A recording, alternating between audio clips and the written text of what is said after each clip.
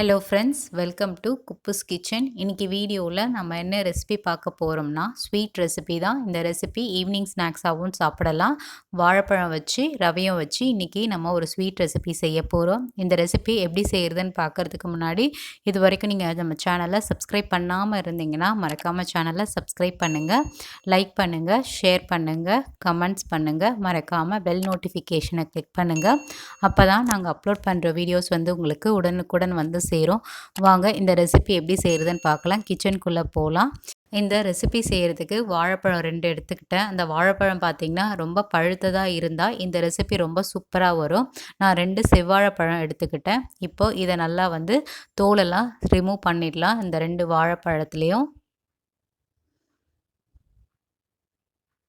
பார்க்கவே நல்லா பழுத்து வந்திருக்கு இந்த 2 வாழைப்பழமும். இதை நம்ம வந்து சின்ன சின்னதாக கட் பண்ணி எடுத்துக்கலாம். இந்த வாழைப்பழத்தை இந்த மாதிரி இனிஷியலாக ஸ்லைஸ் போட்டுக்கோங்க. 2 வாழைப்பழத்தையும் ஸ்லைஸ் பண்ணதை வந்து பொடி பொடியாக நறுக்கி எடுத்துக்கலாம். நான் 2 வாழைப்பழத்தை நறுக்கி இந்தளவு எடுத்து வச்சுருக்கேன்.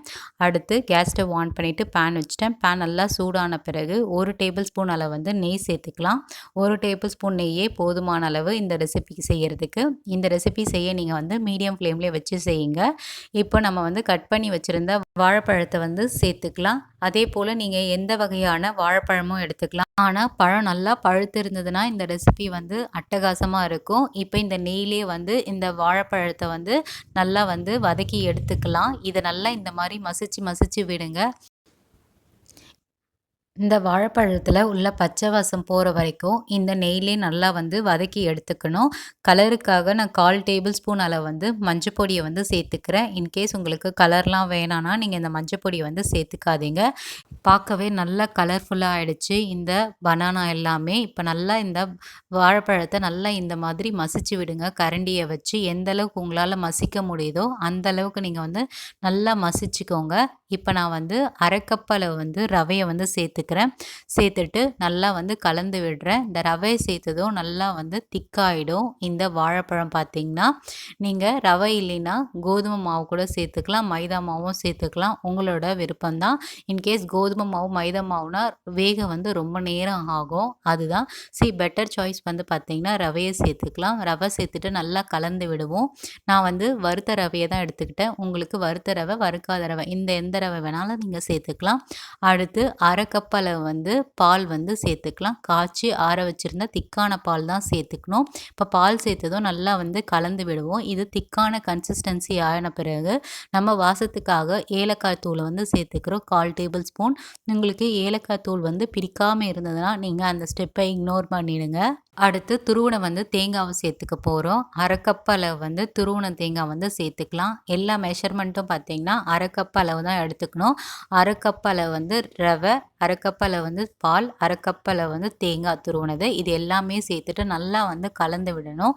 இந்த மாதிரி கலந்து விட்டு பிறகு இதை நல்லா வந்து திக்கான கன்சிஸ்டன்சி ஆகணும். இந்த மாதிரி நமக்கு பேனில் ஒட்டாமல் வரணும். இந்த கன்சிஸ்டன்சி வந்த பிறகு நம்ம 1/2 கப் அளவு வந்து சர்க்கரையை வந்து சேர்த்துக்கோங்க. எனக்கு இந்த 1/2 கப்பு சர்க்கரையை வந்து போதுமான அளவு தான் இருந்தது. நீங்கள் இனிப்பு நிறைய சாப்பிட்றவங்களா இருந்தால் 3/4 கப் அளவு வந்து சர்க்கரையை சேர்த்துக்கோங்க. சர்க்கரையை சேர்த்ததும் நல்லா வந்து கலந்து விடுங்க. இன்னும் டேஸ்ட் என்ஹான்ஸ் பண்ணுறதுக்காக சிட்டிகை உப்பு வந்து சேர்த்துக்கிறேன். இப்போ நல்லா வந்து கலந்து விடுவோம். இது எந்த பக்குவத்துக்கு வரணும்னு பார்த்தீங்கன்னா இந்த கடாயில் வந்து ஒட்டாமல் அல்வா பதத்துக்கு வர வரைக்கும் இந்த மாதிரி கைவிடாமல் நல்லா வந்து மிக்ஸ் பண்ணி விட்டுட்டே இருக்கணும். இப்போ பார்த்திங்கன்னா நல்லா ஒன்றோட ஒன்றா நல்லா வந்து மிக்ஸ் ஆகி வந்துருச்சு. இது பேன்லேயும் நல்லா ஒட்டாமல் வந்துருச்சு. இது கரெக்டான ஸ்டேஜ். இந்த டைமில் கேஸ் ஸ்டவ் ஆஃப் பண்ணிவிட்டு ஒரு பாத்திரத்தில் வந்து ட்ரான்ஸ்ஃபர் பண்ணிடலாம். இது கம்ப்ளீட்டாக நல்லா ஆற வச்சு எடுத்துக்கலாம். ஆறின பிறகு இதை நல்லா கை போட்டு மிக்ஸ் பண்ணி எடுத்துட்டு இப்போ நம்ம வந்து உருண்டை உருட்டி எடுத்துக்கலாம். உள்ளங்கையில் வச்சு நல்லா உருண்டை மாதிரி உருட்டி எடுத்துக்கோங்க. உங்களுக்கு எந்த சைஸ் வேணுமோ அந்த சைஸ் அளவு வந்து மாவு எடுத்துட்டு உருண்டை உருட்டி எடுத்தாச்சு. இது ஒரு பாத்திரத்தில் உருண்டை உருட்டினதை எடுத்து வச்சுக்கலாம். இதே போல் மீதமுள்ள மாவு வந்து உருண்டை உருட்டி எடுத்து ஒரு பாத்திரத்தில் வச்சுக்கலாம். இந்த அளவுக்கு எனக்கு வந்து குவான்டிட்டி கிடச்சிது. குறைஞ்சது பார்த்திங்கன்னா 10 உருண்டை வந்து தயாராச்சு 2 வாழைப்பழத்துக்கு. அடுத்து இதை நம்ம வந்து லைட்டாக ஃப்ரை பண்ணி எடுக்க போகிறோம். கேஸ் ஸ்டவ் ஆன் பண்ணிவிட்டு பேன் வச்சுட்டேன். பேன் நல்லா சூடான பிறகு 1 டேபிள் ஸ்பூன் அளவு வந்து நெய் வந்து சேர்த்துக்கலாம். நெய் நல்லா காஞ்சி உருகி வரட்டும். உருகி வந்த பிறகு நம்ம தயார் பண்ணி வச்சுருந்த உருண்டையை வந்து ஒன்று ஒன்றா இந்த பேனில் சேர்த்துக்கலாம். ஸோ எல்லா உருண்டையும் பேனில் வந்து சேர்த்தாச்சு. இதை லைட்டாக நம்ம வந்து ஃப்ரை பண்ணி எடுக்கணும். இந்த மாதிரி லைட்டாக நீங்கள் வந்து ரோல் பண்ணி எடுங்க பேனை. ஈவனாக அந்த நெய் வந்து ஸ்ப்ரெட் ஆகி வரும் இந்த உருண்டையில். இப்போ ஒன்று ஒன்றா நீங்கள் மெதுவாக இந்த உருண்டையை திருப்பி போடுங்க. அப்போ தான் நமக்கு வந்து ஈவனாக வெந்து வரும். இந்த ரெசிபி பார்த்திங்கன்னா மேலே நல்லா கிறிஸ்பியாக இருக்கும், உள்ளே நல்லா சாஃப்டாக இருக்கும். 3லேருந்து 4 நிமிஷம் இந்த உருண்டையை நல்லா வந்து ஃப்ரை பண்ணி எடுத்துக்கலாம். இன்கேஸ் உங்களுக்கு நெய் தேவைப்பட்டுச்சுன்னா கொஞ்சம் சேர்த்துக்கோங்க. எனக்கு இதுவே போதுமான அளவாக தான் இருந்துச்சு.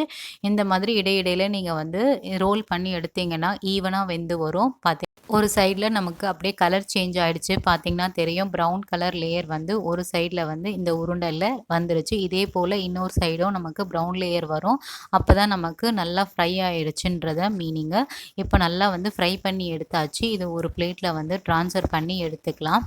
அவ்வளோதான், வீட்டிலேயே சுலபமாக பழுத்த வாழைப்பழம் வச்சு நம்ம இன்றைக்கி ரெசிபி செஞ்சோம். கண்டிப்பாக நீங்களும் உங்கள் வீட்டில் செஞ்சு பாருங்கள். குழந்தைங்க மிச்சம் வைக்காமல் இந்த ரெசிப்பியை அகைன் அண்ட் அகைன் உங்களை செய்ய சொல்லுவாங்க. மேலே ரொம்ப கிறிஸ்பியாக இருக்கும், உள்ளே நல்லா சாஃப்டாக இருக்கும். இது ஒரு டிஃப்ரெண்ட்டான ரெசிபி, ஹெல்த்தியான ரெசிப்பியும் கூட நம்ம வாழைப்பழத்தில் செஞ்சுருக்கோம். கண்டிப்பாக நீங்கள் உங்கள் வீட்டில் செஞ்சு பார்த்துட்டு எப்படி இருக்குன்றதை எங்களுக்கு மறக்காமல் கமெண்ட்ஸில் தெரியப்படுத்துங்க. இந்த ரெசிபி பார்த்திங்கன்னா நீங்கள் 1லேருந்து 2 நாள் வரைக்கும் ஃப்ரிட்ஜில் ஸ்டோர் பண்ணி வச்சு சாப்பிடலாம். ஈவினிங் ஸ்நாக்ஸு இல்லை மார்னிங் பிரேக்ஃபாஸ்ட்டாகவும் இதை எடுத்துக்கலாம். இது ரொம்ப அட்டகாசமான ரெசிபியும் கூட. உங்களுக்கு இந்த ரெசிபி பிடிச்சிருந்ததா மறக்காமல் சேனலை சப்ஸ்கிரைப் பண்ணிவிட்டு சப்போர்ட் பண்ணுங்கள். உங்கள் ஃப்ரெண்ட்ஸ்க்கும் ஷேர் பண்ணுங்கள். இதே போல் வேறு ஒரு ரெசிபி வீடியோவில் நம்ம சந்திக்கலாம். பை.